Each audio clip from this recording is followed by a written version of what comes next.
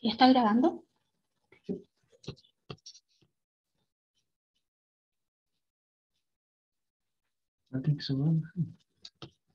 Que todavía no son las 7, falta un minuto.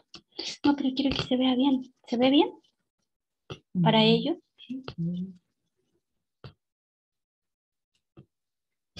Ayúdame con el agua.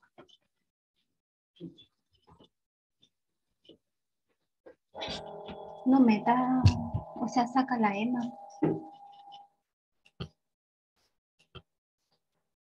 Hola, hola.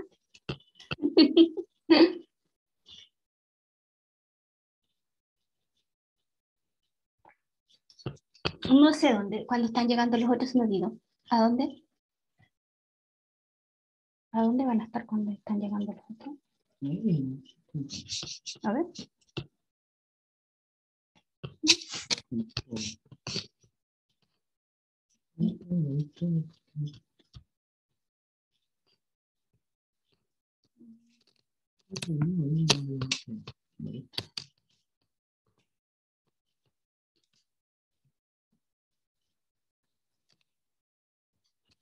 Oh, parece que se amplía y no voy a poder. ¿Cachai? Sí. No lo pongáis con la esquina.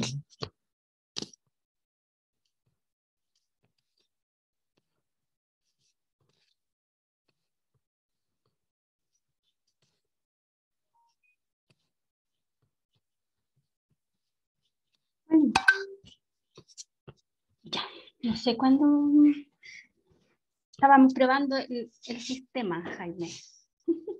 ¿Escuchas bien? Jaime.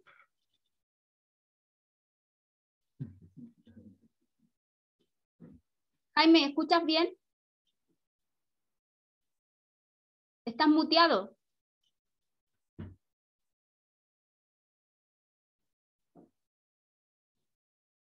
¿Pero escuchas bien? ¿Sí? No te entiendo porque no te escucho. No, no te escucho, estás muteado.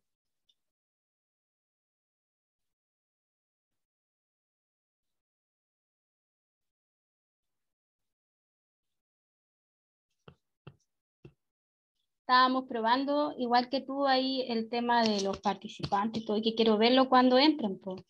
Y no sé los otros dónde están. Voy a llamarlos al TikTok.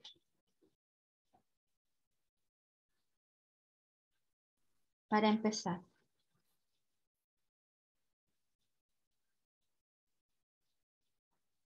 Ahí está el Javier. No encuentra el link.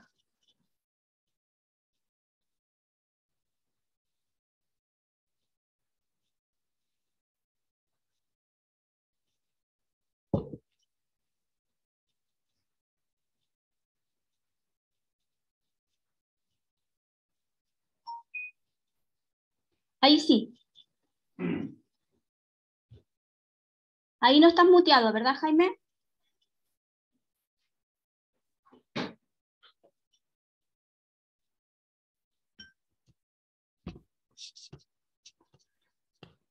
Acá está el Javier.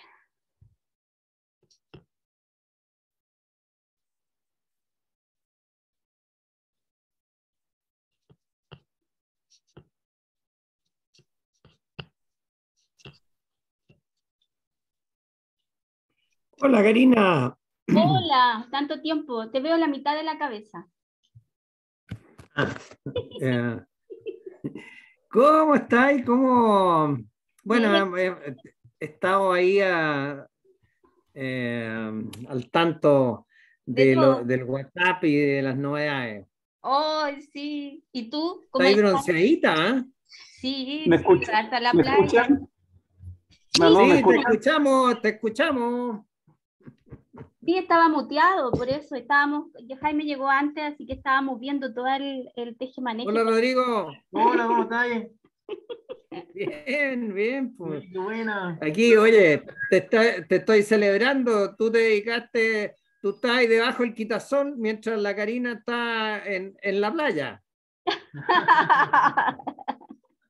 Ella está bronceada. Claro, no, es que Rodrigo es súper blanco y le da miedo el sol. Ya. Le da miedo la arena, todo. Ha criado de otra manera. Yo soy más salvaje. Oye, ya. Pero Entonces, pobre de tu alumno con esta profesora salvaje. eso. Oye, se ve bien porque voy a compartir pantalla Claro, sí, para mostrar yo un veo bien. documento, porque recogí digamos, los comentarios, las críticas que ustedes me hicieron, entonces voy a hacer un documento para que ustedes no tengan que estar tomando tantos apuntes y sobre todo, miren, es como 2 páginas, 3 páginas, más Está no. fantástico, está Y fantástico. claro, y tiene todo y en realidad es también como una introducción, un repaso de la primera parte, no toda, pero sí quiero hacerlo porque si no nos vamos a quedar como sin introducción para en realidad hay como se habla de cuarta y de quinta escuela de Frankfurt. Entonces vamos a hacer un paneo hoy, pero que va a abarcar estas 4 fases, que agarré como 4 fases.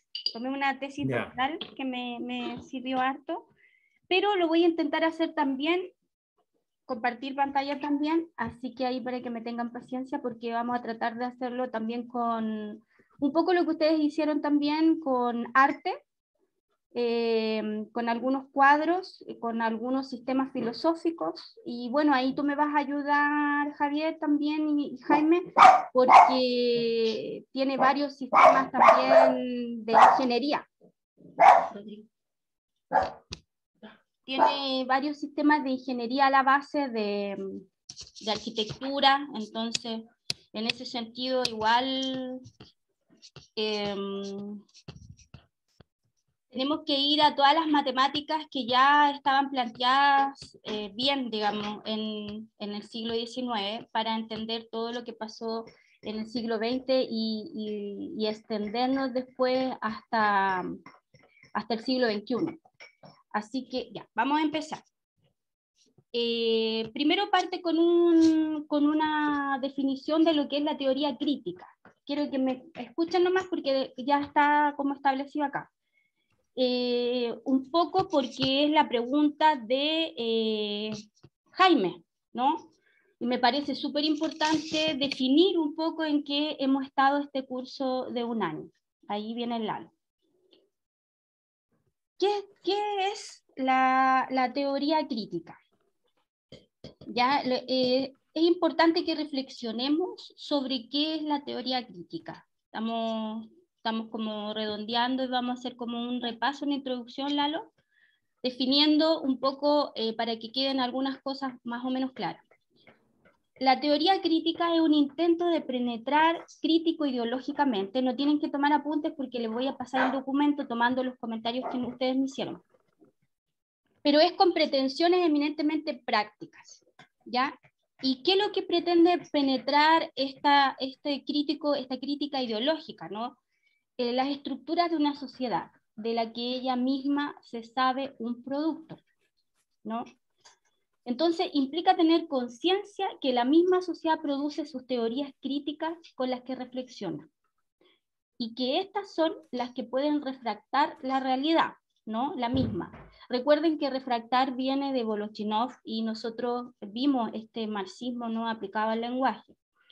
No es solamente reflejar la realidad, y aquí lo vamos a ver, sino que también refractar, es decir, establecer los quiebres, develando las hechuras para superar las debilidades de esa misma sociedad.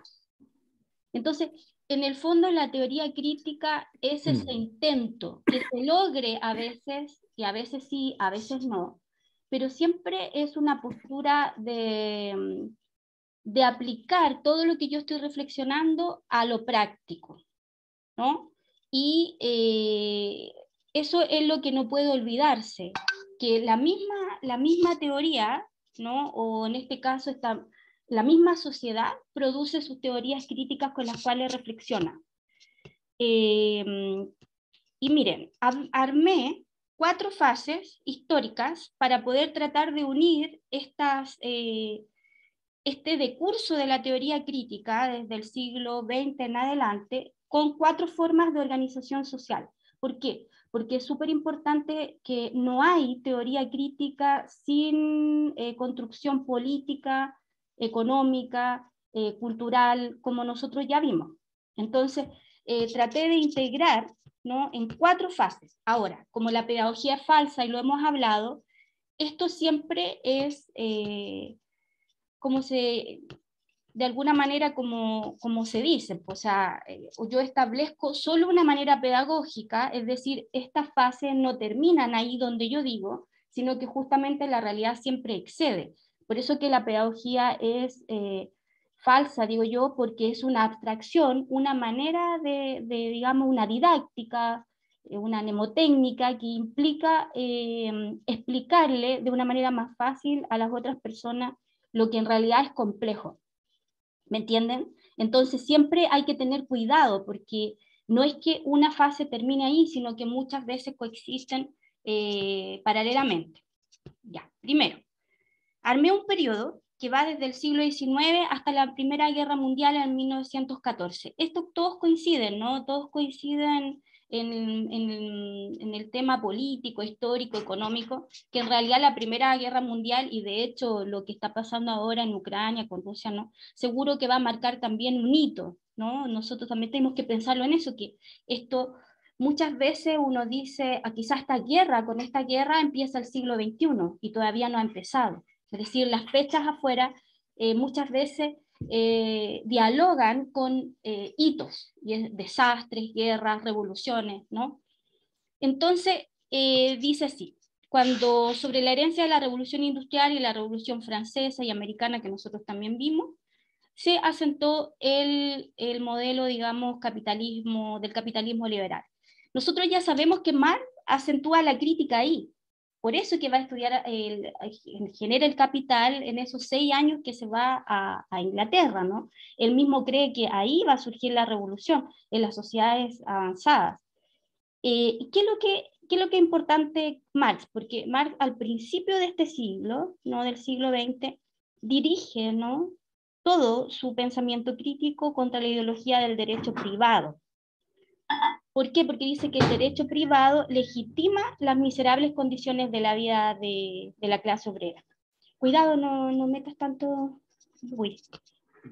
La crítica entonces que hace Marx será utilizada en la Revolución Rusa, lo que vamos a ver, y en la construcción de los socialismos reales, que decanta en lo estético en el formalismo ruso, que es lo que nosotros ya vimos, ¿no?, que es la primera escuela estética avalada por el Estado.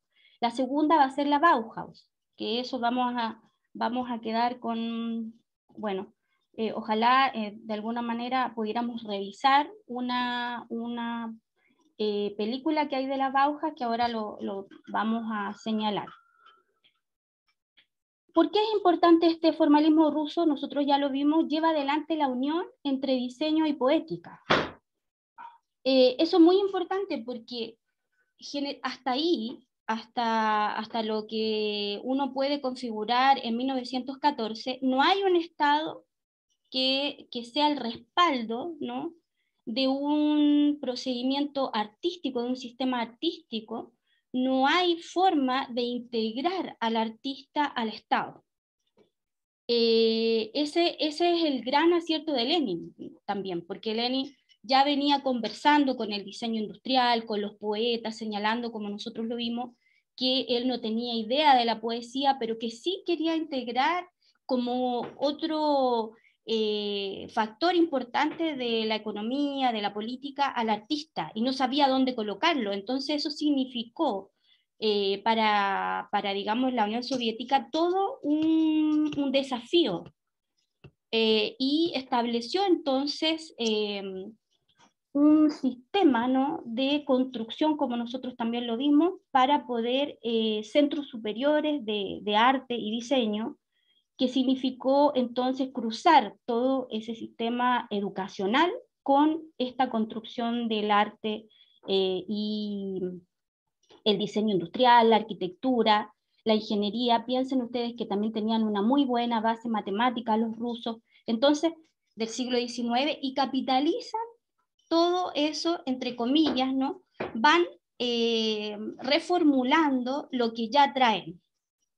Entonces, es muy importante esto porque el siglo XX significa, y ahí surge la teoría crítica verdaderamente. Lo demás nosotros le hemos puesto teoría crítica, ¿no?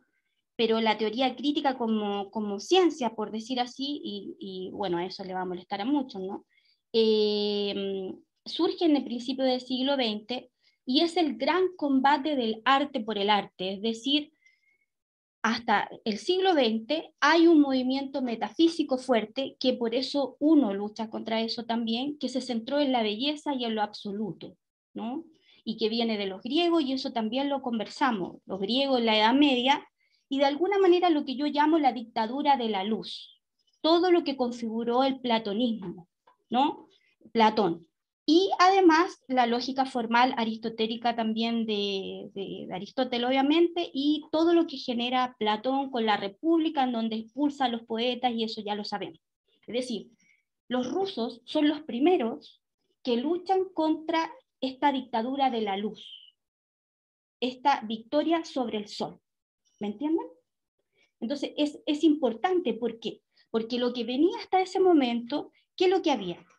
Vamos a estudiar la obra literaria por la intencionalidad del autor, la psicología del autor, psicologismo. Vamos a estudiar de acuerdo al contexto histórico del autor, sociologismo. Entonces, ¿qué es lo que pasaba?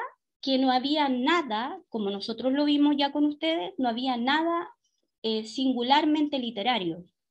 No existía la literariedad, no existía la ostranemia, ¿no? El extrañamiento que genera la obra literaria, y tampoco existía esto de una poética que impactara y que generara un lenguaje nuevo. La obra, entonces, podemos decir, no era autónoma. Si yo no tengo una obra autónoma, no tengo objeto de estudio, entonces no lo puedo analizar. Entonces, ¿qué es lo que generaron los rusos? Los rusos unieron los poetas con los lingüistas, pero ¿para qué? Para generar un crítico literario. Y cuando generan ese crítico literario, ahí surge recién la teoría crítica. Este es el surgimiento de la teoría crítica, con una base atea, ¿no? Porque sin el medioevo, ¿no? Sin ya la construcción de Dios, no se puede poner en duda muchas cosas, a pesar que Descartes también dudaba y muchos dudaron, pero esa duda, claro, la duda razonable que buscaba el barroco, etcétera, todavía se impone, ¿no? Y no se logra salir de ese paraguas, como ya vimos, que explica todo. ¿Qué pasa cuando la crítica entonces es inmanente? Se queda sola, abandonada en este mundo, y dice, bueno, este es mi objeto de estudio, ¿qué voy a hacer con eso? Ahí va. Ahí va. Entonces,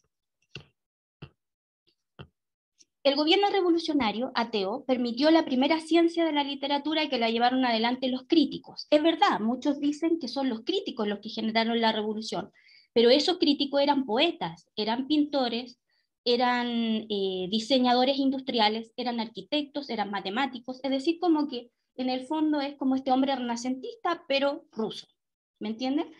Entonces, la base de este desarrollo fue dado por el Opojas, como ya lo vimos, los círculos poéticos y los círculos lingüísticos, que estaban armados ya en 1906. Es decir, esto no es revolucionario solamente, sino que es prerevolucionario. Después es apoyado todo este movimiento vanguardista con la primera parte, ¿no? Los bolcheviques, etcétera, la primera parte de la revolución, y cae con el advenimiento de Stalin. Y eso es lo que vamos a ver ahora. También, ¿no? ¿Qué pasa con la crítica y qué pasa con estos movimientos vanguardistas que son fagocitados por esta historia? Entonces, es la revolución cultural, como ya dijimos, que permite la revolución política y no al revés. Esto también pasó en Cuba. En Cuba ya en los 40 y en los 50, lo vimos con la revista Orígenes, con con ese volver a las vanguardias, ¿no? Federico García Lorca viaja a Cuba, etcétera. Todo eso se junta para construir, hacerle el piso a la cultura, o sea, primero revolucionar el lenguaje, primero revolucionar las formas.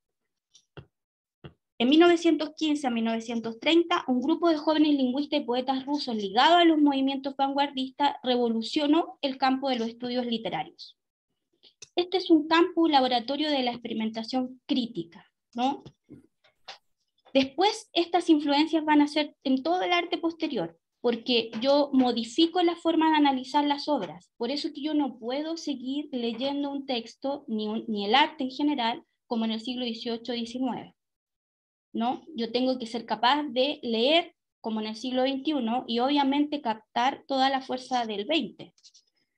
Entonces, el sentido de un relato o un poema no emana del proyecto biográfico o intelectual de su autor, ni tampoco de la tradición literaria, sino de la construcción misma del texto, de las decisiones estilísticas y la organización interna que definen su forma. Este cambio de foco generó muchos rechazos y debates, a la vez que se convirtió en el punto de partida de la crítica literaria moderna. Si yo no tengo un objeto para estudiar, ¿no? Lo que querían los rusos de alguna manera, o parte de ello, es renunciar, ¿no? A todo lo que fuera lo psicológico, ¿no? Y renunciar también de alguna manera a todo lo que fuera biográfico, porque eso es lo fuerte hasta el momento. Recuerden que nos medimos con sistemas abstractos, la zona áurea griega, ¿cómo se llama? La verdad, la belleza, son conceptos abstractos que ya estaban definidos por la época clásica, y eso no se podía echar abajo, porque estaba construido ya por mucho tiempo. Entonces, es interesante lo que hacen estos tipos en las vanguardias, el neoprimitivismo, el rayonismo, el suprematismo, el constructivismo, y aquí todos estos chocan con el stalinismo. Muchos de ellos tuvieron que adaptarse al movimiento, ¿no? Me refiero al stalinismo, más que nada a este sistema, al realismo socialista que se dijo, ¿no? Porque si no quedaban sin pega, los que estuvieron en contra fueron sacados del Estado, fueron mandados a Siberia o se mataron, ¿no? Se suicidaron. Entonces, es interesante porque todas las personas de izquierda sabemos, ¿no?, que la revolución se vuelve contra los mismos que le abre el espacio. La izquierda misma se traiciona a sí mismo. La revolución, ¿qué es lo que pasa? Se institucionaliza, se burocratiza, y por lo tanto tenemos no solamente una persecución por el fascismo o los sistemas totalitarios, sino que también digamos, supongo, los zares con sus sistemas autócratas, pero también el estalinismo, porque sabemos perfectamente que esto se vuelve en contra de las libertades. Bueno, en estas visiones es importante que nosotros entendamos lo que nosotros vimos. Voy a dar un pequeño repaso sobre estas cosas. Aquí, como en todo, hubo enemigos, digamos, hubo polémicas, hubo dos visiones que se enfrentaron, uno que fue Tratin y Rodchenkov, ahí vamos a ver su estética. Ellos abogaban por la relación entre el arte y la sociedad. Obviamente decían que si existía digamos, un cambio político, entonces el arte tenía que estar a la altura de ese cambio político. Y por supuesto, entonces, todo lo que fuera superfluo es burgués. Y ellos tuvieron su relación, ¿no? Se desenvolvieron, ¿no?, en este sistema. Pero tuvieron que renunciar rápidamente a la pintura y caer un poco en el diseño gráfico, ¿no?, o en la fotografía. ¿Por qué? Porque el diseño gráfico y la fotografía tienen la referencialidad del realismo. ¿Me entienden? Entonces, lo que es referencial vende, para mi preciada seguridad, y lo que no, lo que tiene que ver con exploraciones humanas, lo que tiene que ver con libertad, con vanguardia, etcétera, obviamente se relaciona con algo que no le sirve a la revolución. Por eso, ¿no?, yo no estoy de acuerdo que con la revolución todo, contra la revolución nada. Y entonces, trataron de unir arte con el sistema político, muchos renunciando a la pintura, porque la pintura obviamente tiene otras visiones, ¿no? Y en la pintura, en la escultura, etcétera, yo tengo más libertad para desarrollar eso. Aquí también se va a desarrollar todo lo que es el diseño gráfico, el panfleto, etcétera. Así que aquí está de alguna manera lo figurativo y por otro lado también la abstracción, las grandes avenidas del arte contemporáneo. Entonces, Malevich defendió esta libertad en el arte, el constructivismo y el suprematismo y la metáfora salvaje, ¿no? La superficie plana, el monocromo, ¿no? El arte alógico. Nosotros vimos en el manifiesto antropófago, es contemporáneo a este en Brasil, prelógico, ¿no? El manifiesto antropófago. Todo esto es para echar abajo la lógica formal aristotélica, ¿no? Y platónica, ¿no? La visión, digamos, convencional de lo que es el lenguaje. Y obviamente, como no vendió nada, fue sacado del Estado, se terminó pobre, ¿no? Y termina suicidándose.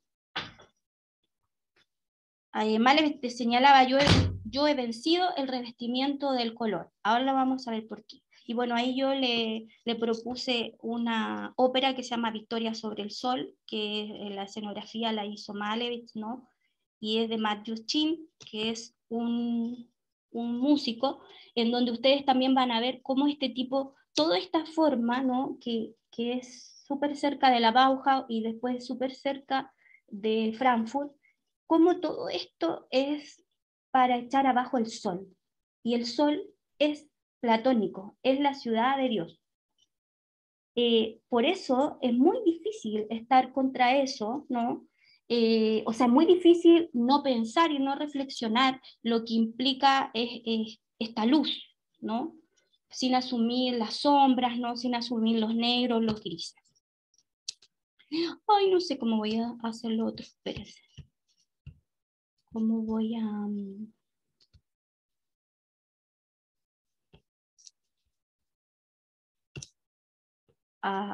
Uy.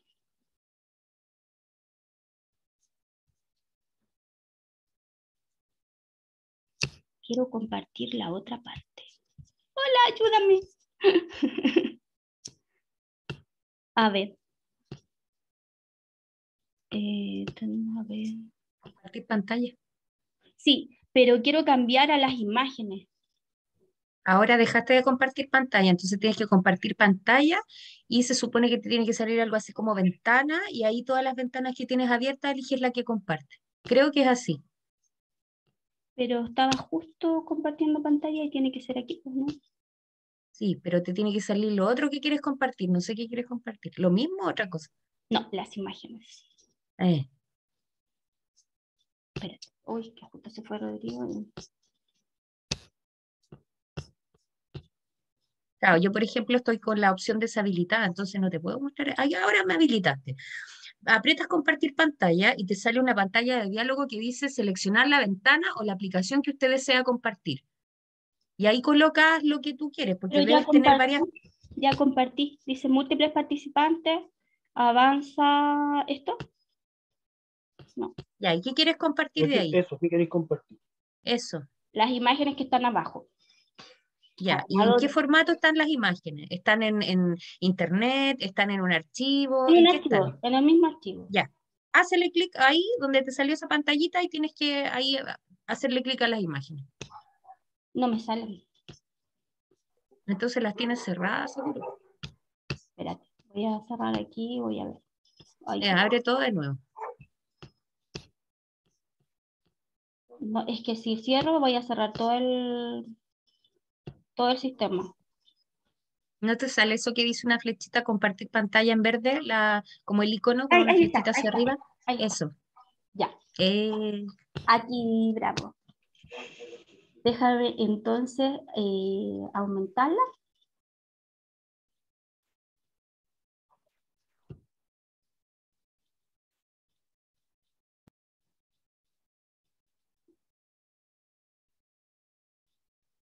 Ven todas, pero no una sola. Acá. Doble clic. ¿Mm? Así le puse. Está abriendo, está como pensando la máquina. Está pensándola, sí. Ya.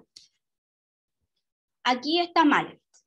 Mire, esto es importante porque si yo reflexiono sobre la obra de arte, yo entiendo lo que es la teoría crítica. Eso es lo interesante.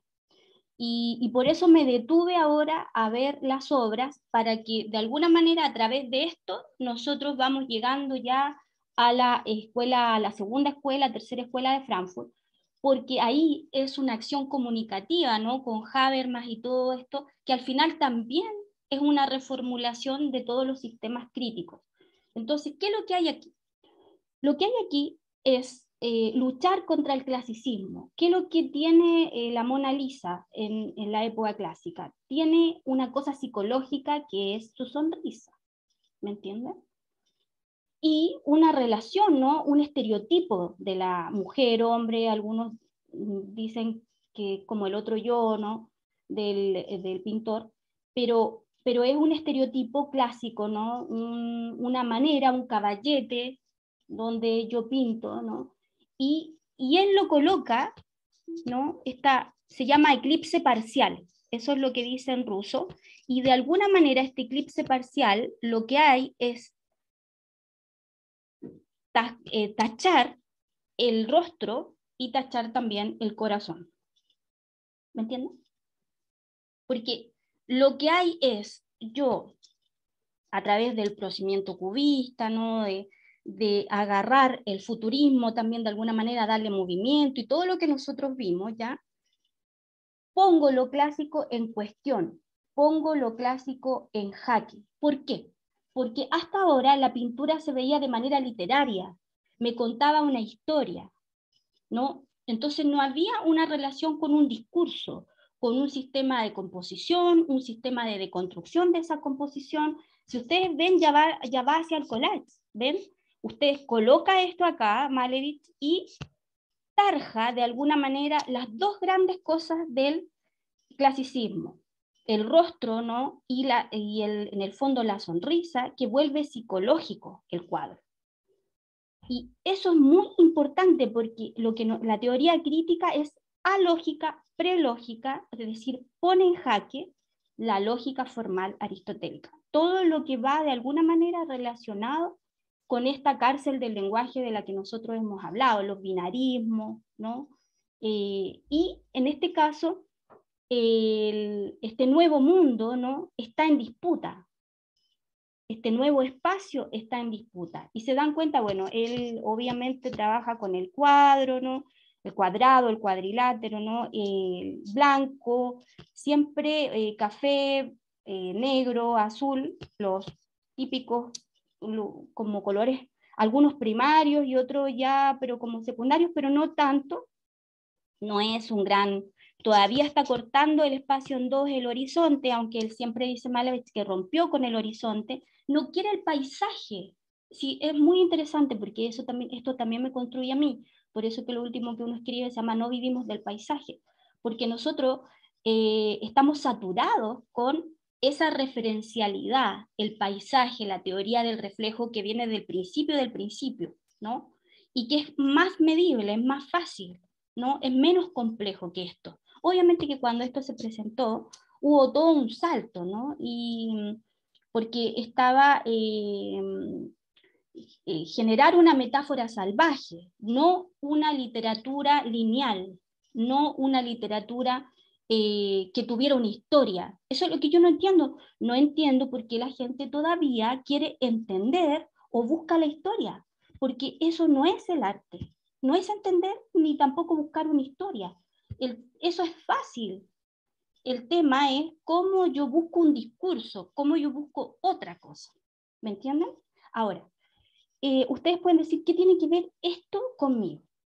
Resulta que esto cambia y amplía las percepciones del mundo y me aporta a toda la humanidad. A pesar de que Malevich, el sistema lo mató, pero ellos trascendieron, entre comillas, sin querer trascender, trascendieron y permite que se amplíen las percepciones de la humanidad. Y en ese sentido ponen en jaque, es decir, generan una teoría crítica ponen en jaque los sistemas de percepción humana. Y eso es muy importante porque me da un campo de dominio mayor para que yo piense diferente, piense al revés, y pueda construir un amplio repertorio de lo que yo estoy construyendo, de lo que yo estoy pensando y de lo que yo también estoy haciendo. ¿Me entienden? Entonces, eso, no sé cómo ir hacia arriba o hacia abajo. Oh. No tiene flechita. A ver.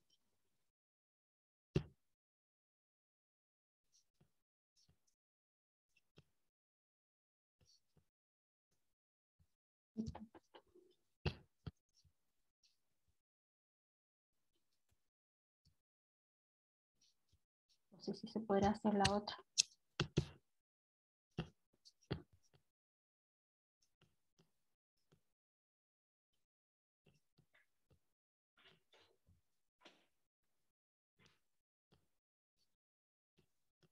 ¿Puedo dejar de compartir eso para ir a la otra? Ah, ya, ahí. Oye, se demora en leer. Mira. Y como que se quedó pegado. Sí. Salió. ¿Mm? No sé, se fue por otro lado. Ayúdame.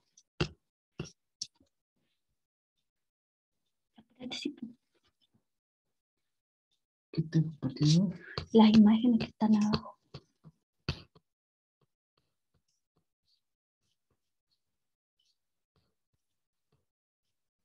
¿Las imágenes?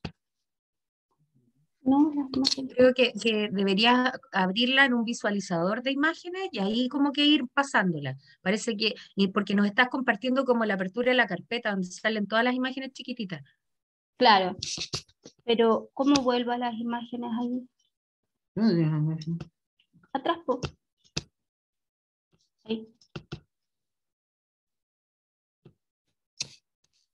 Pero ¿dónde tienes la carpeta? ¿Habrá otro programa corriendo en el computador? Yo creo que eso pasa. Ahí. Esto no. Ahí. Sí, porque se cruzó. Poneme el 2. O sea, mejor lo que dice la Eva, el debe visualizador, no sé.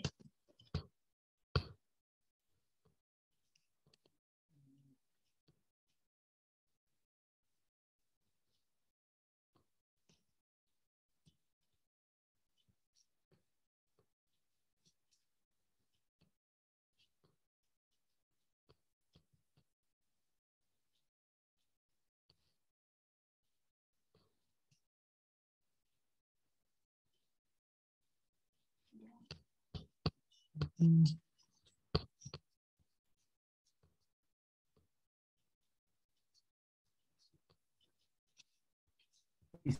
le haces ahí sí. doble clic, imagen.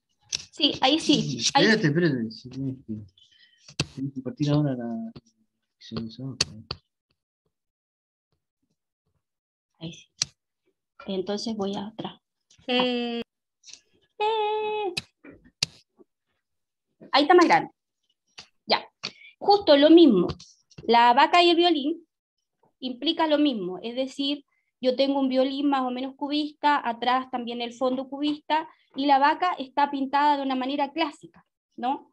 Entonces, ¿cómo podría uno encontrarla en un paisaje? Sin embargo, lo que hace la vanguardia rusa es unir estas dos cosas e ir construyendo esta metáfora salvaje, esta cosa alógica, ¿no?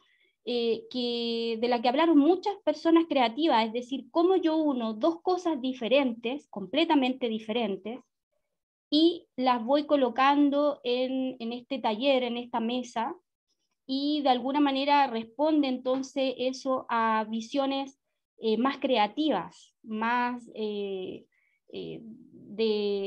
una visión quizás más simbólica, pero también de una visión que no se espera, es inesperado. Bueno, eso tiene que ver con la teoría crítica cuando hablamos con la desautomatización, del lenguaje, con el extrañamiento, con el tema de cómo yo rompo lo retiniano.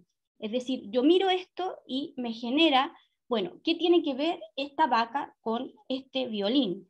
¿Y qué me querrá decir todo eso, ¿no? Si yo lo voy tachando y voy construyendo otro tipo de cosas, ¿no?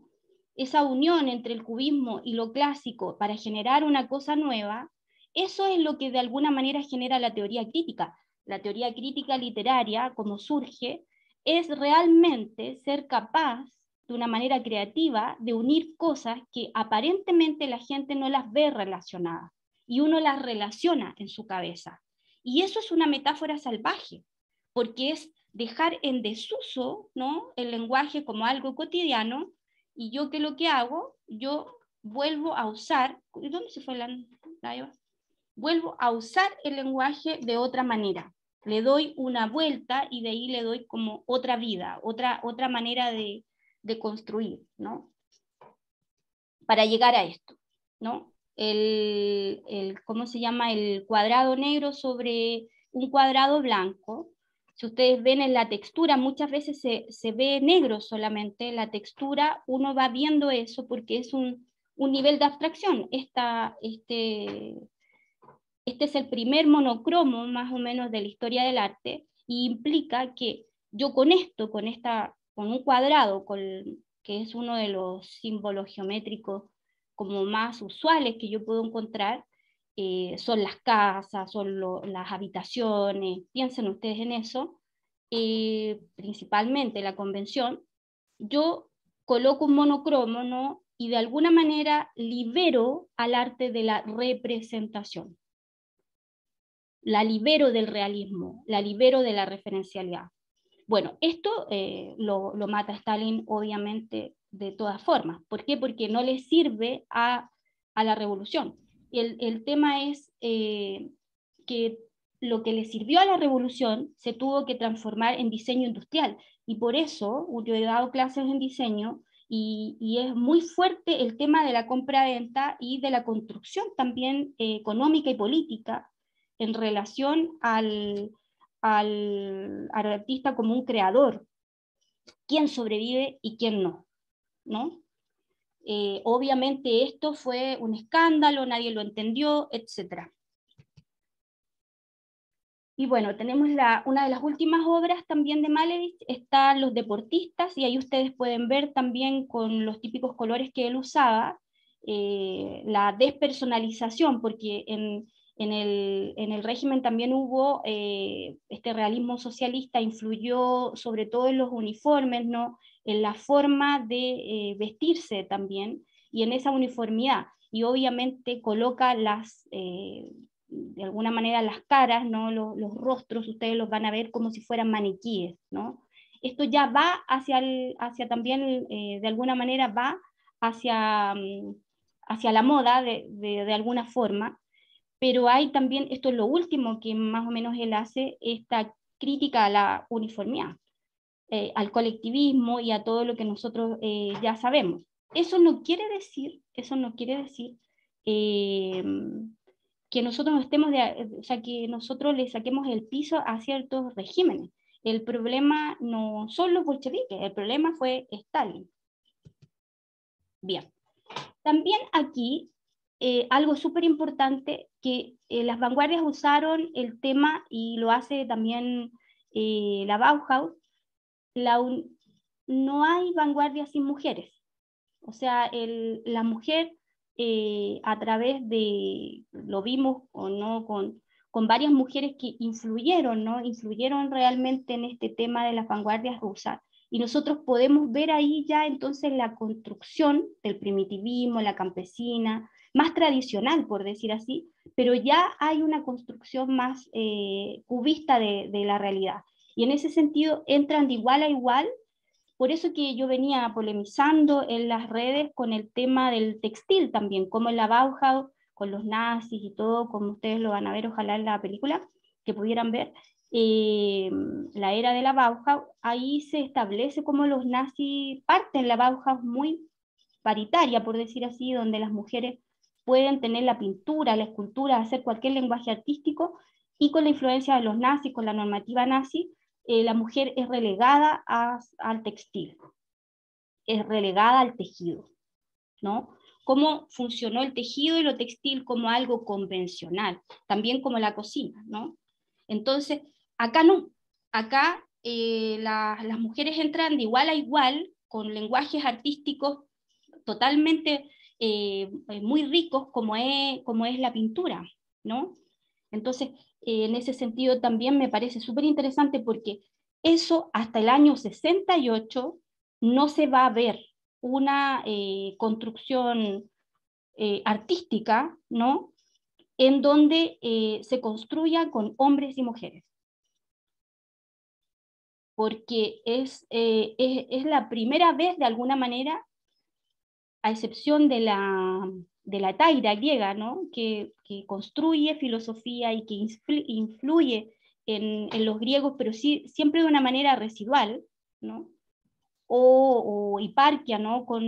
Siendo filósofa, pero también una excepción, es la primera vez que hombres y mujeres pueden aportar de manera con el mismo valor, ¿no? Entonces, eso me parece entonces importante, ¿no? Aquí está la Goncharova, que es mujer con fruta, y además el rayonismo, ¿no? El bosque, el neoprimitivismo también, la relación con los campesinos, etc. Y aquí nosotros también vimos el ciclista, ven el cubismo, y también de alguna manera la construcción con la tipografía, el cartel, el diseño, está todo unido. Tanto los nazis también y toda la construcción rusa tenía muy claro que la tipografía, ¿no? Rusa es reconocida hasta ahora, ¿no? La construcción de ciertas letras, el collage, la relación con el cubismo, con el futurismo, con el movimiento, con todo.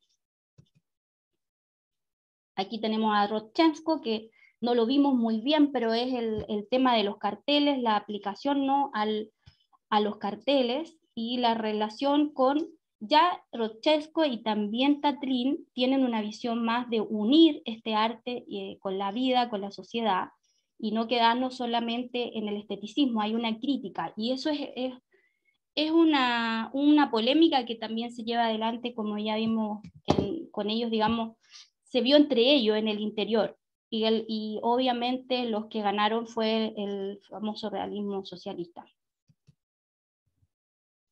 Rodchenko también, aquí ustedes pueden ver el collage, ¿no? Que ya está establecido, de alguna manera el fotomontaje, cómo colocan la fotografía, pero la van deconstruyendo, ¿no?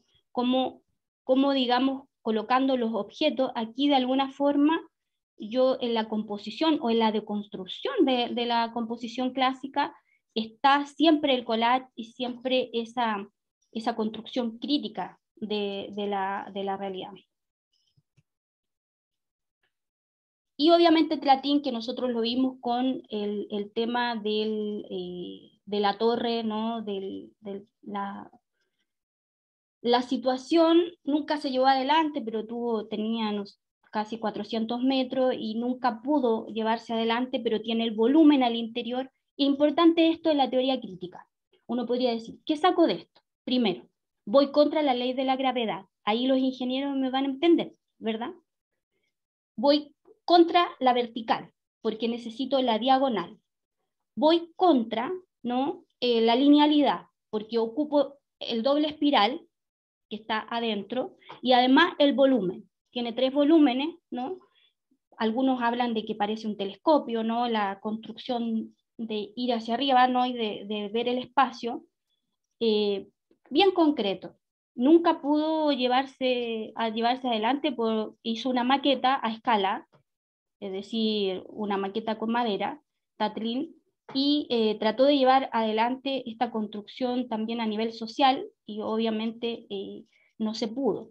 Sin embargo, esto, que es loco, porque nunca se concretó, cambia también la historia de la arquitectura. Y reconoce el ingeniero del 19, ¿no? El ingeniero, el que venía pensando, el que venía construyendo, el que venía reflexionando, ¿no? Entonces, eso también tiene que ver con arquitectura, con diseño, con construcción del espacio y del tiempo, ¿no? Con poder romper la linealidad. Eso es lo que hace la teoría crítica. Rompe piensa de otra manera, ¿no? Apuesta a la diagonal, apuesta a romper las leyes de la gravedad, ¿no? Apuesta al movimiento. Esto se movía al interior, tenía un movimiento al interior, y bueno, es toda una obra de ingeniería que hubiera sido fantástico poder de alguna manera verla, ¿no? Y entonces es interesante el volumen en función del espacio y del tiempo. Entonces ya uno piensa de otra forma. Satín, como nosotros lo vimos, saca eso y el contrarrelieve va a la esquina. Eso digamos, se adelanta a todo lo que es toda la instalación, ¿no? Los objetos logran, ¿no?, espacialidad, volumen dentro de la exposición, ¿no? Y ahí uno puede ver cómo está la madera, el aluminio, bueno, lo anterior era madera, aluminio, cristal, todos los elementos nuevos, todas las construcciones, digamos, estos materiales nuevos en función de lo que yo estoy construyendo. En contraposición está Chagall. Quería mostrárselo porque esto es otra manera de ver la poética, es una manera más lírica, por decirlo así. Aquí sí Chagall siempre, que es ruso también, cuenta la historia. Él tuvo que huir de Rusia, obviamente. Cuenta una historia, es el cumpleaños, por ejemplo, siempre hay relaciones con lo ruso, con la identidad. Es más fácil de asumir Chagall, pero se va rápidamente. Él es el que le abre la puerta al surrealismo. Entonces tampoco le sirve al realismo socialista, porque no se puede soñar, no puede haber sueños, en el sentido de que no puede ser onírico. Sin embargo, esto era identitario, era ruso, ¿no? Mide muchas cosas que son rusas y cuenta una historia, podría ser más fácil de aprender, ¿no? Sin embargo, el surrealismo, que obviamente abre la puerta a Chagall, se va a influencia a los franceses, tampoco le sirve al proceso revolucionario bajo esta línea, esta lineal. Y aquí también, pues el paseo. Entonces yo puedo, para mi preciada seguridad, construir una historia con esto, ¿no? Todavía tiene ese tono referencial, ya no es Malevich. ¿Por qué le muestro las dos cosas? Porque tenemos lo figurativo, la preciada seguridad, lo que después se va a llamar la neofiguración, la historia, lo lírico, ¿no?, frente a algo más constructivista, a algo más radical y que quiebra esta lírica, ¿no? Y esas dos líneas siguen hasta ahora. Es como yo la pienso, las mezclo, de alguna manera va a ser también mi pensamiento y la relación con la teoría crítica. Ven que están ahí las casitas, todavía está el cubismo, todo eso, ¿no? Pero yo ya observo, ¿no?, el tono surreal. Aquí está Kandinsky, aquí ustedes pueden ver toda la relación con las líneas, las construcciones con los ángulos, ¿no?, las matemáticas prácticamente puesto aquí, pero además las líneas geométricas y además los colores también primarios principalmente, ¿no? Entonces, ¿por qué de alguna manera construyo esto? Porque estoy dando un combate contra la representación, estoy dando un combate contra lo metafísico, ¿no? Entonces, ¿hay barcos? Sí. ¿Hay montañas? Probablemente. ¿Hay cruces? ¿Hay montañas? ¿Qué sé yo? Yo le puede ser un sol ahí arriba, etcétera. Sí, pero no. Ese es el tema, ¿no? Entonces, de alguna manera, para ellos, para los vanguardistas, es decir, de 1906-10 al 25, ¿no?, y yo diría que hasta el 30, cuando asume Stalin, 33, se hizo absolutamente todo para generar un lenguaje nuevo para un proceso revolucionario que anduviera en relación con esto. Entonces, otro lenguaje. Se la juega, ¿no?, los artistas dentro del Estado, en estas en estos centros de superior, porque lo que hace Lenin cuando llega, toma inmediatamente hacia Escuela de Bellas Artes, ¿no? Genera centros superiores de arte y cruza la educación con un sistema de arte.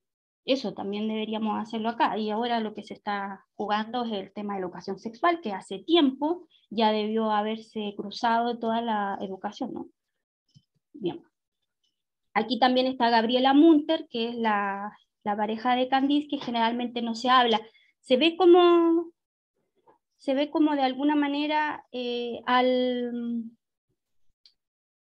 no colocar los ojos y la boca, todo es más expresivo, porque si yo coloco los ojos y la boca, de alguna manera es lo obvio, lo retiniano, lo esperable. Pero por eso a mí me molestan los ojos y las bocas en las cosas, incluso los más deformes son una convención. El rostro es lo más convencional de lo más convencional, el autorretrato, el retrato. Así partió prácticamente la pintura con la iglesia y todo eso, ¿no? Se pintó la oligarquía y todo lo que vimos. Cuando yo hago esto, hago otra cosa, digo otra cosa. Y miren cómo está dentellado, está dentado, mellado, ¿no? No hay líneas, acá tampoco. En lo que hace Malevich, no. Yo diría que acá, aunque es muy chiquitito, pero está dentado, mellado, generalmente no es rígido. Y eso también es interesante porque no plantea la construcción, quizás acá se ve como aplanado, ¿no? Pero en general, si uno ve el original, va a haber una forma dentada, una forma irregular, ¿no? Eso era prácticamente muy difícil encontrarlo en lo clásico. Aquí igual, si ustedes ven la pincelada, ¿no? A dónde termina y dónde pasa, muchas veces la pintura de atrás de la muralla se confunde con el frutero y con el vestido, ¿no? Y ya no importa eso, ¿no? Y miren el rostro. Es cubismo, pero tampoco es cubismo, ¿no? Y es el primitivismo también, la campesina, en general, la Concharova también se va así atrás, ¿no? Es el neoprimitivismo. ¿Por qué? Porque todas las vanguardias van a buscar también todo este componente indígena, toda esta cosa primitiva, en donde también hay una abstracción. Uno lo ve en los egipcios, etcétera, y en las máscaras. Hay una abstracción del rostro. Con aceite, ¿no? Y con miel de abeja, ellos pintaban sobre digamos, los ataúdes y toda esta cosa de las momias. Muchos de ellos pintaban el rostro, solamente lo dibujaban, ¿no? Y era suficiente. No había esa referencialidad, no había ese reflejo. Entonces las vanguardias se dan cuenta de que pueden ser altamente expresivos, ¿no? Y poco referenciales todo lo primitivo. Lo primitivo se vuelve un origen que puede ser el principio para otra cosa, ¿no? Entonces, donde yo busco otra manera de percibir la realidad, donde yo busco mayores niveles de expresividad, donde yo busco otros lenguajes que no me está dando la actualidad en ese momento, ¿no? Bien.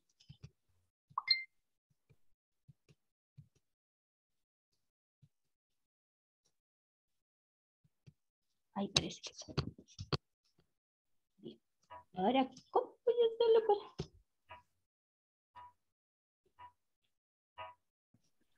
¿Quién es el autor de La mujer con fruta?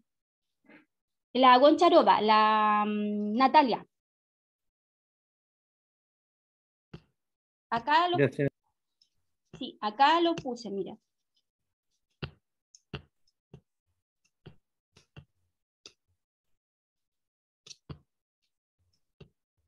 Ahora, aquí yo le puse que revisaran la Victoria sobre el Sol, porque es muy importante, porque la escenografía y el vestuario la construyó Malevich. La gente terminó huyendo de esta ópera, nadie entendió nada, pero yo creo que es súper interesante ir escuchando, ¿no? no encontré una traducción, pero solamente escuchar ese lenguaje, ha habido distintos músicos que la han llevado adelante. Bueno, solamente se ha mostrado como ópera 2 veces.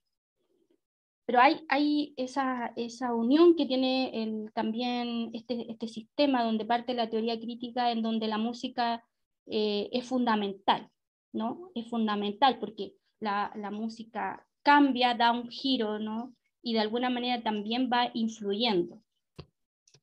Y puse, como para terminar esta parte, una carta a Mayakovsky, de Mayakovsky, a 2 días antes de morir. Dice: a todos, de mi muerte no se culpe nadie y por favor sin comentarios. Al difunto le molestaban enormemente.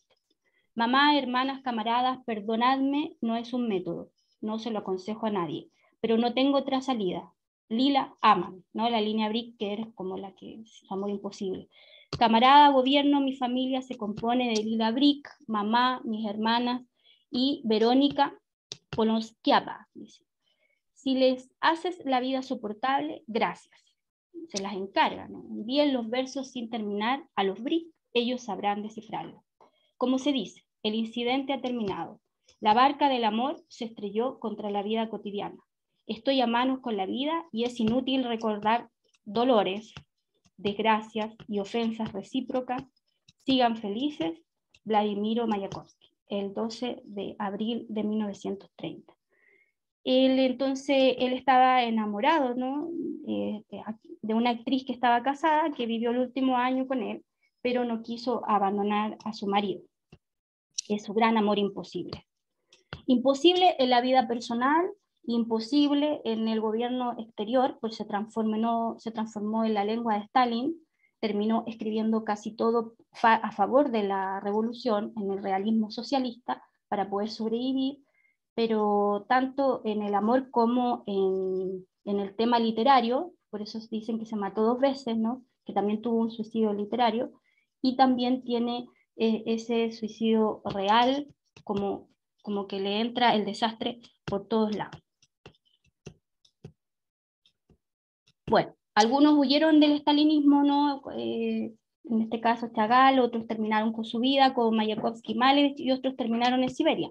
Los que se adaptaron al realismo socialista pudieron sobrevivir porque conservaron su cargo en el gobierno. Entraron casi todos al gobierno, y ellos eran los profesores de estos centros de educación superior en arte. Entonces, vendieron su obra, los que resistieron yo puse un bello y triste final. Siguiendo ¿cómo se llama el bello y triste final? El autor. Ahí no sé por qué lo puse doble. Ya. El segundo periodo es el que nosotros va desde la Primera Guerra Mundial y se extiende hasta la Segunda Guerra. Ustedes lo van a poder revisar, lo que se llama la República de Weimar. A mí me gustaría mucho que revisaran esto, porque la República de Weimar es una de las repúblicas más complejas del 18 al 33, de las más creativas, de la más propensa a la innovación cultural, y ahí ya, desde los rusos, nos estamos moviendo, ¿no?, a Alemania, de una manera paralela. Y los primeros estuvieron marcados por, de alguna manera, la preponderancia de la nueva objetividad. Más tarde... Sí, los dadaístas de Berlín. Bueno, estábamos conversando con Rodrigo acá también, que... Sí, también todo lo que se hace en la música, todo. Bueno, veíamos que las crisis económicas traen una fuerte referencialidad. Es como la revuelta del 19 chilena, ¿no? Trae por ejemplo, en el caso de Norteamérica, trae la poesía objetualista del 30. Más hambre, más crisis, más poesía referencial, por decir así. Objetualismo, más realismo. Por eso que no se puede hablar de crisis, o sea, 2 o 3 años de guerra civil en lo que es Rusia, etcétera, pero después hay una bonanza, hay una estabilidad con los bolcheviques, por decirlo así, cuando termina la guerra civil, y genera como una especie de florecimiento cultural, y es lo que nosotros vemos, ¿no? Sin embargo, ese fuerte realismo siempre va a convivir con lo más abstracto, lo más creativo. En este caso, ahí ustedes pueden ver los autores, nosotros vimos a varios, pero en general, bueno, siempre suenan lo del Bertolt Brecht, hay muchos de estos que tampoco vimos, ¿no? Pero después va a estar Thomas Mann, etcétera, ¿no? Algo también trabajamos de Thomas Mann. Están todas las películas, toda la construcción de las películas, desde el gabinete del Dr. Caligari, Nosferatu, El vampiro, Metrópolis. Bueno, esta historia de las ideas o esta historia de las visualidades es importante irlas viendo, ¿no? Esto no lo podemos transmitir, digamos, por osmosis. La idea es como poder ir, de alguna manera, ir llenando estas lagunas que uno tiene, y obviamente ir hacia otras cosas también. Está el tema de la Bauhaus, ahí les recuerdo, les puse algunas, en la nueva era, ¿no? En Netflix está, digamos, la historia de la Bauhaus, y ahí ustedes van a ver, ¿no? Van a ver lo importante, ¿no? Que es Gropius y todo ese sistema. También dentro de una oligarquía, dentro del elitismo, pero también con una paridad de mujeres que se pierde con el tema de los nazis. O sea, en el fondo son dos escuelas amparadas por el Estado, tanto el formalismo ruso como la Bauhaus, que van actuando en paralelo, tienen al Estado, pero ese mismo Estado, en un caso el estalinismo y en el otro caso los nazis, cuando asumen, ¿no? Les corta la cabeza a las vanguardias. Y terminan, los que no se adaptan, los que no construyen este realismo hacia afuera, terminan colapsados por, digamos, fagocitados por este sistema. Bien, si yo entiendo todo eso, yo puedo entonces entender cómo, ¿no? Entro a estas primeras escuelas de Frankfurt que nosotros vimos a nivel general. Ustedes saben que el Martí ahí es Benjamin, ¿no? Pero que de alguna manera la construcción es larga, compleja, porque ahí sí que hay una construcción estética ya fuerte, una relación con el psicoanálisis. Hasta ahora se había sacado la psicología y digamos, el psicologismo, pero aquí entra la gran construcción de la psicología en relación con la literatura y los productos culturales, que es lo que vimos nosotros con el psicoanálisis. Yo puse todos los nombres aquí para que vamos de alguna manera llenando esas lagunas, porque no vimos todo, ¿no? Y tengamos una visión como más general de esta segunda etapa, ¿no? El famoso periodo heroico de lo que se llama el Instituto, ¿no? de la Escuela de Frankfurt, que es lo loco que fue construido, todos los escritos no fueron construidos en Alemania, sino que en Estados Unidos. Y bajo la industria cultural, obviamente, de Hollywood, que es interesante porque es del 33 al 49. Entonces, la idea es que ustedes vayan leyendo todo esto, lean también en la tercera fase de lo que se llama el capitalismo tardío democrático, para poder entender y llegar, ¿no? De alguna manera a la construcción de Habermas y la teoría comunicativa. ¿Ya? Ahora, esta parte de la teoría comunicativa, ¿no? La voy a construir en la próxima clase viendo los conceptos fundamentales de Adorno, de Horkheimer, de Marcuse, ¿no? De Fromm también, porque lo estoy construyendo toda esta cosa de México, él influyó mucho en México. Y obviamente la última parte, que es la revolución neoconservadora, que se llama, que nosotros tenemos un gran rol ahí, porque es las revoluciones conservadoras de Reagan, de Thatcher, ¿no? Que es ya el pensamiento neoliberal. Es importante porque es la relación con Hayek, con Friedman, y en eso, en la famosa escuela de Chicago, se construye, ¿no?, el laboratorio chileno, y ahí nosotros tenemos también harto que decir. ¿Y para qué hablar? Que dentro de todas estas vanguardias, obviamente nosotros tenemos grandes representantes como Mata, ¿no? Y tenemos todo el taller 99 con los que vinieron de Winnipeg, Balmes y lo que hemos visto. Entonces es importante que se vaya uniendo la historia chilena de las vanguardias y de las neovanguardias chilenas, obviamente con Huidobro, de Roca y todo eso, y además la pintura, las visiones filosóficas y las visiones económicas, políticas, para llegar a esta cuarta parte que también tiene que ver con esta tercera, más que nada cuarta, ya Escuela de Frankfurt.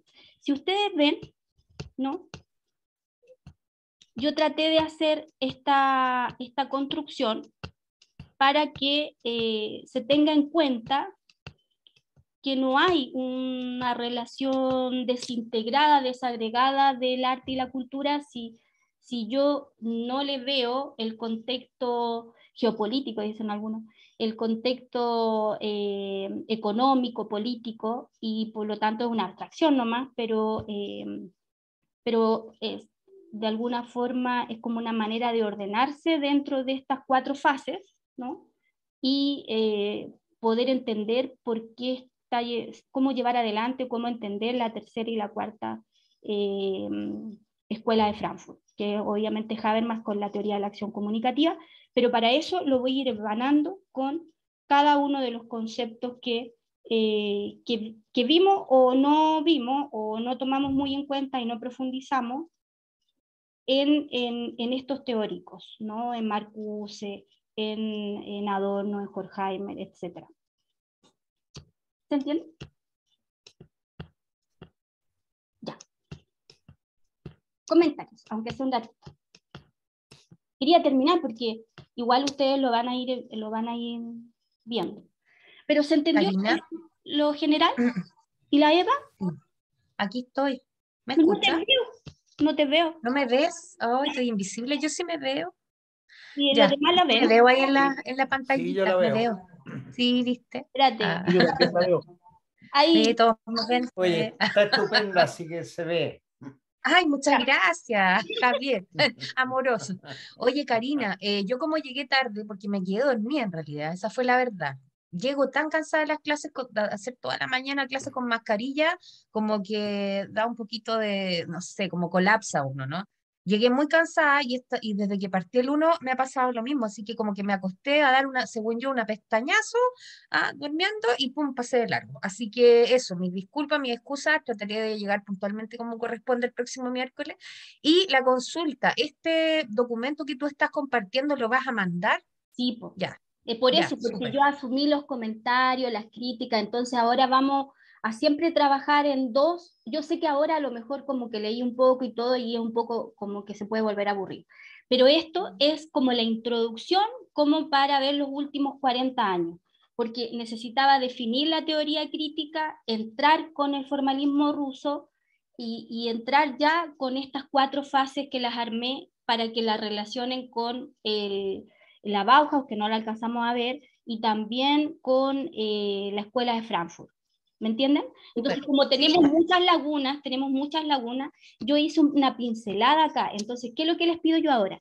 En la medida de su tiempo, por favor, vayan viendo este cine que está aquí, que en realidad no es nada, porque acá falta el neorrealismo italiano, que viene después.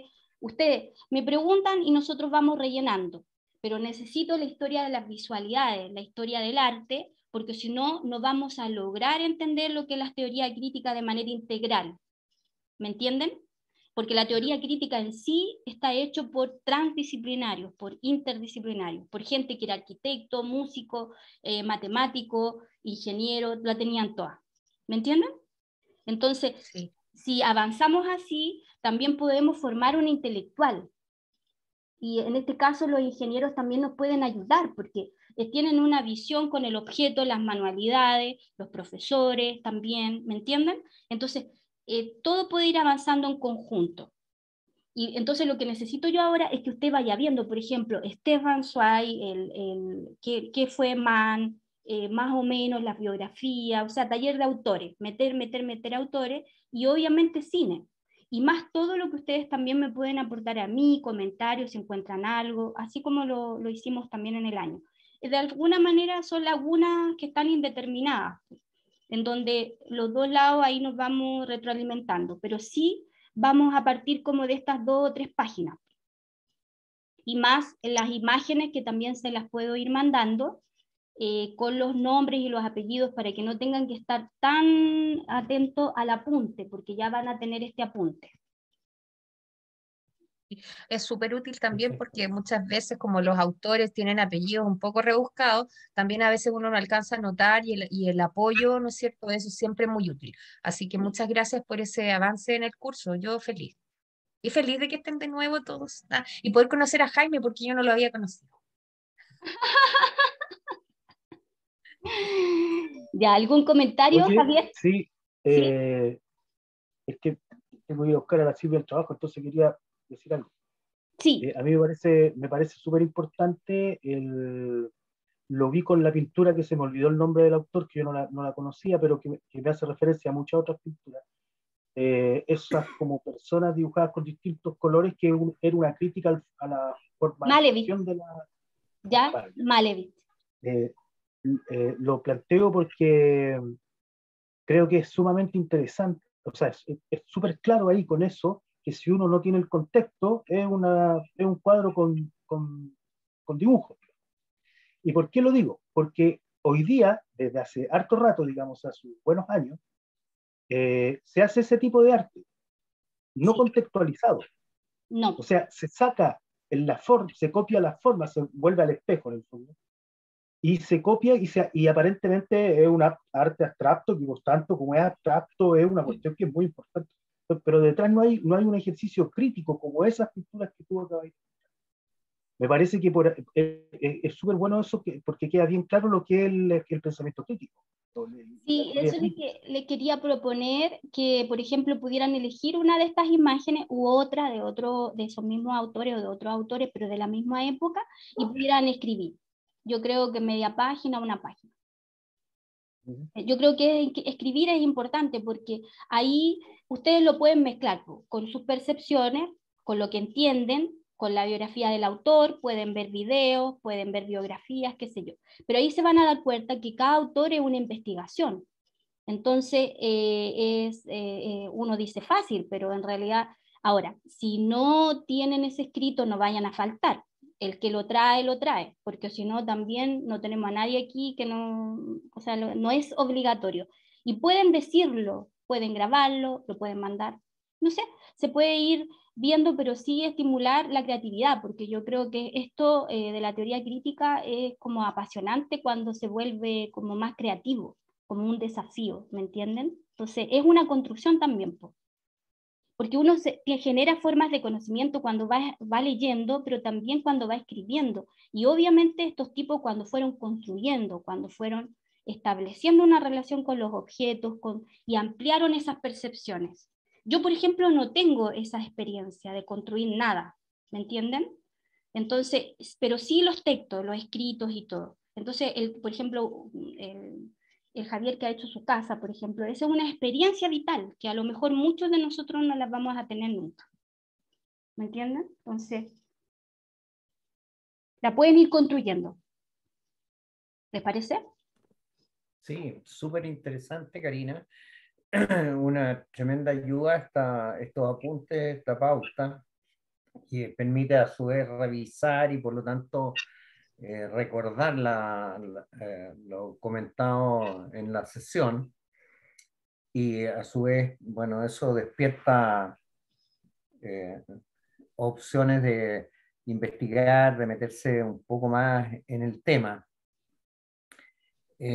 A su vez, quería consultarte sobre el concepto de la crítica literaria o el pensamiento crítico. Me gusta más pensar en el pensamiento crítico, valga la redundancia, que solo el foco de la crítica literaria, porque en realidad claro, uno tiene mucha información a partir de la lectura y de la literatura, pero también es una forma de vivir la vida con el pensamiento crítico, que es como multidimensional, ¿no? Podríamos decir, es 5G, o en fin. Entonces, ¿cuál es el fondo que hay en relación a el valor agregado, el aporte que tú quisieras hacer con tu curso en esta ocasión, en esta, como dicen,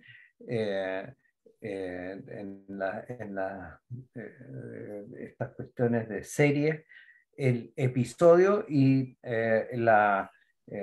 ¿cómo le llaman al otro que congrega todos los episodios? La temporada. La temporada, claro. Esta temporada, ¿cuál es el valor agregado? ¿Qué quieres traspasarnos? ¿En qué tenemos que seguirte en tu intencionalidad? Pucha, lo ideal sería para uno motivar a pensar, pero no en lo convencional, sino que ver cómo están pensando todo y uno decir, puede hacer las cosas de una manera diferente, entonces puedo pensar de una manera diferente y eso tiene que ver con construcciones, con ampliación de esas percepciones. Entonces las teorías críticas te ayudan mucho, el arte en general, la literatura, el cine, la arquitectura, todo, te ayuda mucho a reflexionar o a encontrar tu propia forma de conocimiento. Entonces, no es menor porque uno cambia, uno transforma la visión de la realidad, pero a la vez la visión de sí mismo. Entonces, lo que yo siempre he querido es traspasar la pasión por el arte, antes por la literatura, ahora yo creo que también por la arquitectura, la escultura, por la pintura, el grabado, porque yo creo realmente que esos son mecanismos de transformación de tu humanidad. Y que con todo eso, con toda esa mezcla, uno puede salir diferente. Uno puede poder pensar mejor, por ejemplo, ¿no? Escribir mejor, generar no una metáfora convencional, como las perlas de tu boca, etcétera, ¿no? Sino que ser capaz de decir que la luna es una vaca amarilla, que, qué sé yo, la visión oblicua, diagonal de la vida, el romper la linealidad de las cosas. Y eso es como lo mejor que a mí me ha dejado la cultura. Entonces eso es lo que quiero y es como mi pasión. Eso es lo que pretendo con estos cursos. ¿Me entiendes? Entendido, ¿eh? O sea, yo me jubilé y estoy viviendo mi época de júbilo, y de las cosas que me ha llevado, porque ya voy llevando 3 años de jubilado, es que cada vez me siento como más cómodo y por lo tanto estoy en la zona de confort. Y lo que tú venías a hacer es a sacarme de la zona de confort, a buscar otros pensamientos, a buscarle la quinta pata al gato. Po. Me estáis sacando de mi comodidad. Pero fíjate que tienes todo para salir porque tienes, por ejemplo, la experiencia de construir la casa, el ingeniero está ahí, entonces, ¿quién mejor que tú para salir? ¿Me entiendes? Y salir de esa zona de confort. Yo creo que tú ya saliste de alguna forma. O sea, al tomar estos cursos, no todo el mundo lo hace. Entonces, ahí al moverse, uno dice, ah, ya, y tienes esos elementos ya porque yo no tengo, ¿me entiendes? Y es súper, entonces te va a ser más fácil porque a pesar de todo el trabajo y de las cosas y todo lo convencional que tú dices y que ahora es el júbilo, en el fondo es el mejor momento porque ahora tienes tiempo, puedes reflexionar sobre todo lo que hiciste, ya tienes elementos sobre reflexionar, sobre los que reflexionar. Una casa es por ejemplo, Le Corbusier decía que la casa es una máquina de habitar, ¿no?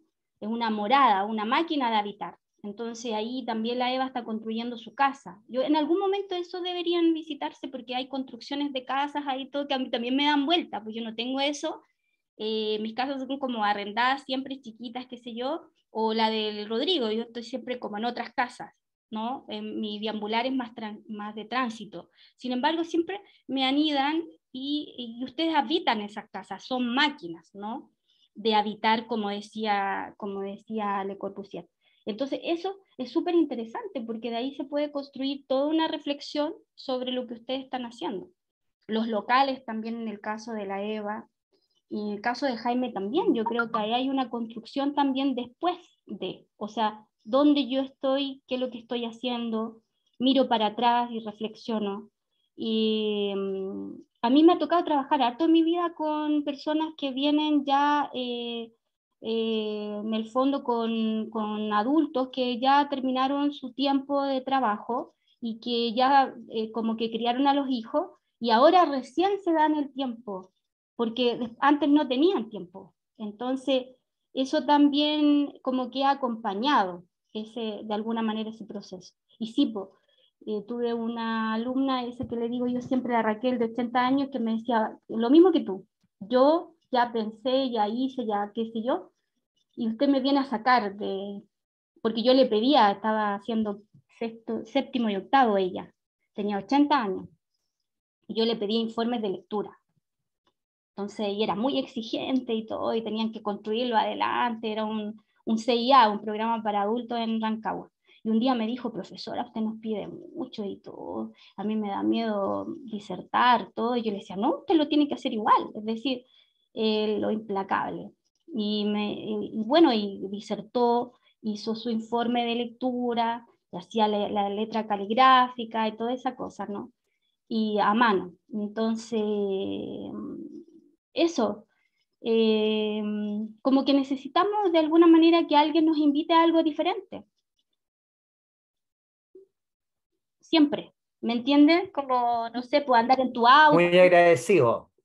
sí, pues andar en tu auto, por ejemplo, todo lo bolaño, todo eso, ¿no? Un ratito que fue, pero a mí me generó todo lo bolaño. Y claro, yo lo voy relacionando de acuerdo con lo que yo leí y con lo que, pero te das cuenta, son experiencias pequeñas y hablábamos con la Eva también de lo que significó para nosotros visitarte.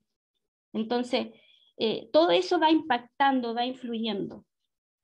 Y la idea es que de todo eso se pueda hacer como una juguera y sacar algo. Así que traten de escribir y traten de ir, le voy a mandar todo por correo, ¿ya? Y a la Lu también. La Lu después de todo el lío que armó, al final tenía una clase particular y tuvo que hacerlo igual, pues, hoy día, y lo va a intentar cambiar. Entonces yo le dije, oh, y todo el lío que armamos, pero lo va a tratar de cambiar. Así que para no dejarla fuera. Ya me ahogué. ¿Y Jaime, quieres decir algo o no? No te escucho. Ya se había muteado.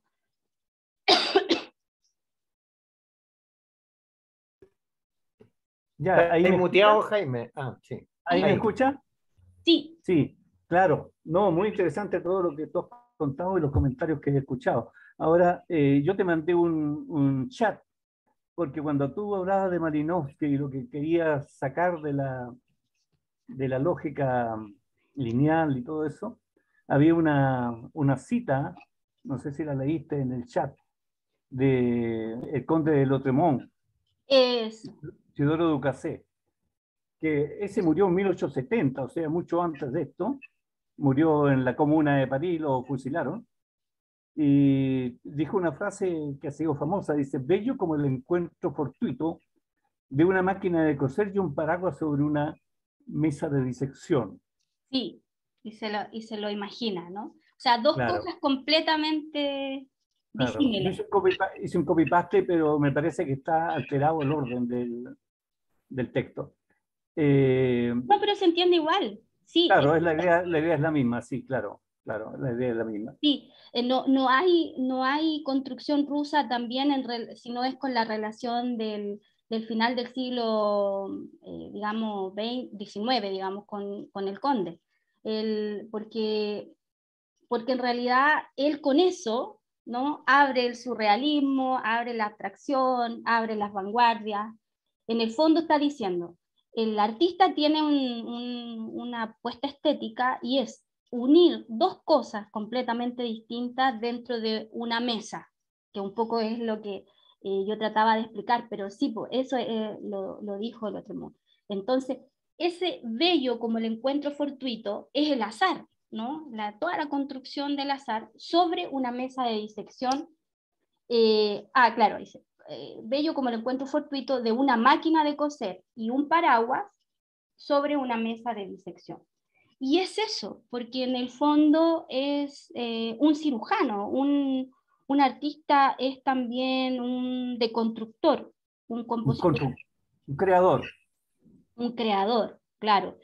Pero esa unión de dos cosas completamente distintas que rompan el concepto de metáfora como símil, como reflejo, que las dos cosas tienen que ser parecidas, eso es una metáfora salvaje, según Malerit.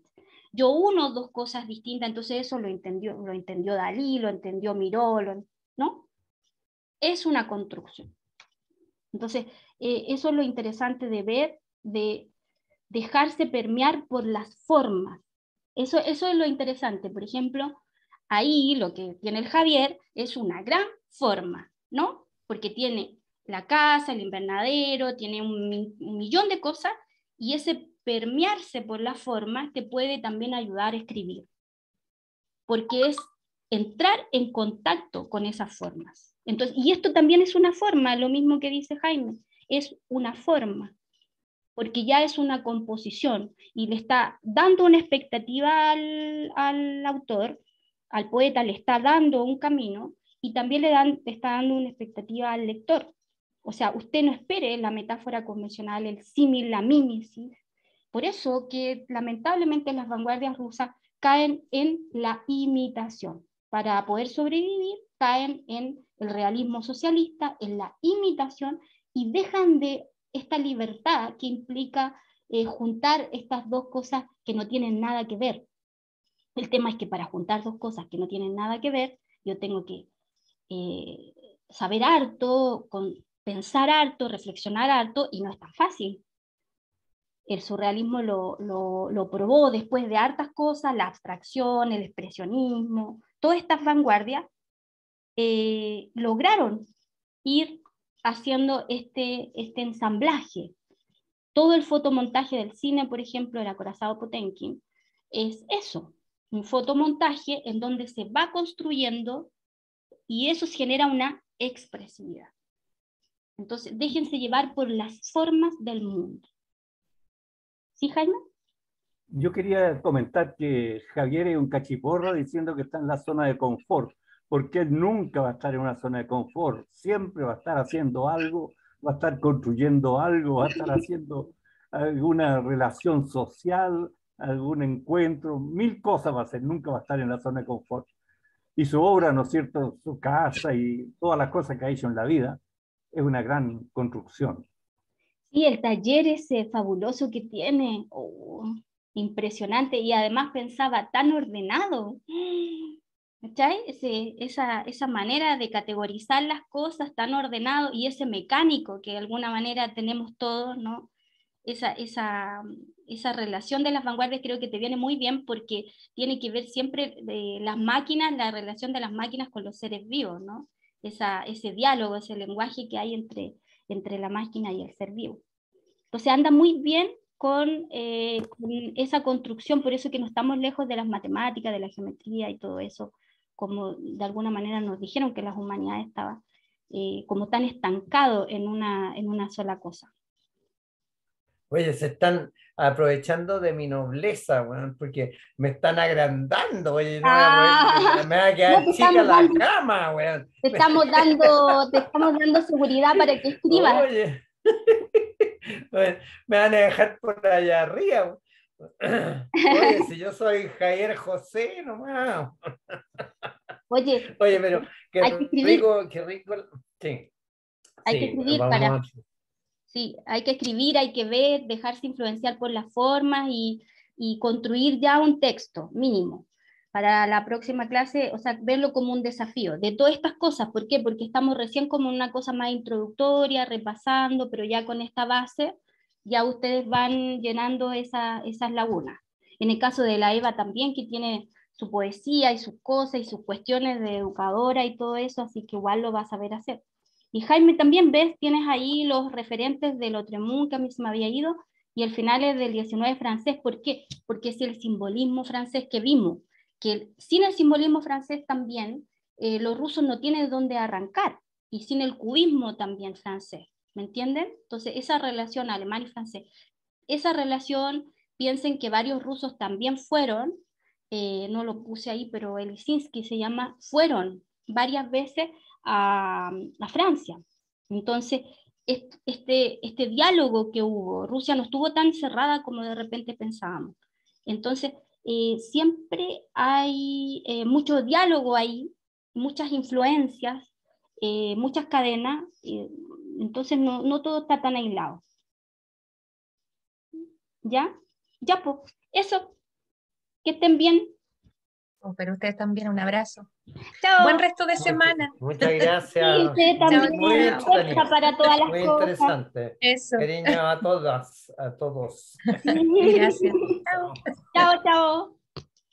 Después Lalo.